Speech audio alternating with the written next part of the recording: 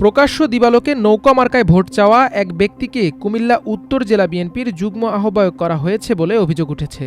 তিনি হলেন কুমিল্লা উত্তর জেলা বিএনপির যুগ্ম আহ্বায়কের পদ পাওয়া আব্বাস উদ্দিন কমান্ডার। সম্পর্কে তিনি বাংলাদেশ জাতীয়তাবাদী দল বিএনপির কুমিল্লা বিভাগীয় সাংগঠনিক সম্পাদক অধ্যক্ষ সেলিম ভূঁইয়ার আপন বোন জামাই।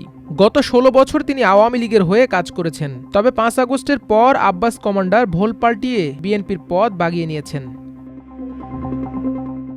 জানা যায়, কুমিল্লা উত্তর জেলা বিএনপির যুগ্ম আহ্বায়ক রমিজ উদ্দিন লন্ডনী উপজেলা নির্বাচনে অংশগ্রহণ করায় তাকে বহিষ্কার করা হয়। আর সেই স্থানে অধ্যক্ষ সেলিম ভূঁইয়া তার বোন জামাই আব্বাস কমান্ডারকে যুগ্ম আহ্বায়ক পদটি পুরস্কৃত করেন।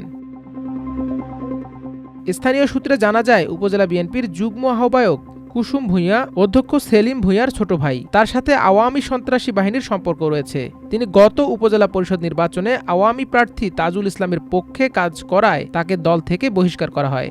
তাকেও এখন পুনরায় দলে নেওয়া হয়েছে। এছাড়া মেঘনা উপজেলার মাদক কারবার নিয়ন্ত্রণ করার অভিযোগ রয়েছে আব্বাস উদ্দিনের ছেলে আব্দুল কাদেরের বিরুদ্ধে।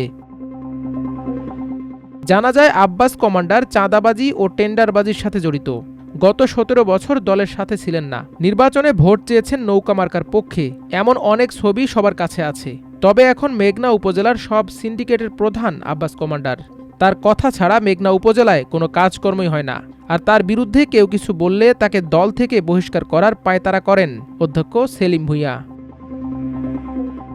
এ বিষয়ে মেঘনা উপজেলা বিএনপির নেতা মিজানুর রহমান বলেন, কিছুদিন আগে সরকারি চাল ধরেছিল প্রশাসন। এগুলোর সাথে আব্বাস কমান্ডারের লোক জড়িত।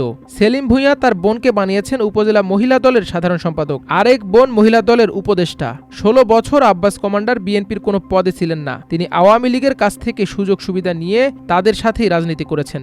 নৌকা মার্কায় ভোট চেয়েছেন, এটা সবাই দেখেছেন। এদিকে মেঘনা উপজেলায় মাদক কারবারের ব্যবসা নিয়ন্ত্রণ করার বিষয়ে জানতে চাইলে আব্বাস উদ্দিন কমান্ডারের ছেলে আব্দুল কাদের বলেন, এগুলো সব মিথ্যা কথা। আমি ঠিকাদারি কাজ করি, আমার বিরুদ্ধে ষড়যন্ত্র করে এগুলো কেউ ছড়াচ্ছে। এসব অভিযোগের বিষয়ে আব্বাস উদ্দিন কমান্ডার বলেন, আমি একজন মুক্তিযোদ্ধা। আমাকে হেয় করার জন্য একটি মহল এই কাজগুলো করছে। ছবি থাকলেই আওয়ামী লীগ হয়ে গেছি নাকি? এরকম অনেক ছবি আছে। সেলিম ভূঁইয়া আগামীতে এমপি হবে, তাকে ঠেকানোর জন্যই আমাদের নামে অপপ্রচার চালাচ্ছে একটি মহল। কুমিল্লা উত্তর জেলা বিএনপির আহ্বায়ক আখতারুজ্জামান বলেন, বিএনপির ভারপ্রাপ্ত চেয়ারম্যান তারেক রহমান বলেছেন, কেউ টেন্ডারবাজি চাঁদাবাজি করলে ব্যবস্থা নেওয়া হবে। কোনো তথ্যপত্র থাকলে আমাদের কাছে পাঠান, আমরা দলের হাইকমান্ডের কাছে পাঠাবো। আর এই বিষয়ে জানতে অধ্যক্ষ সেলিম ভূঁইয়াকে মুঠোফোনে একাধিকবার কল করা হয়, কিন্তু তিনি ফোন রিসিভ করেননি। খুদে বার্তা পাঠানো হলে কোনো উত্তরও দেননি। মাল্টিমিডিয়া ডেস্ক, আমার দেশ।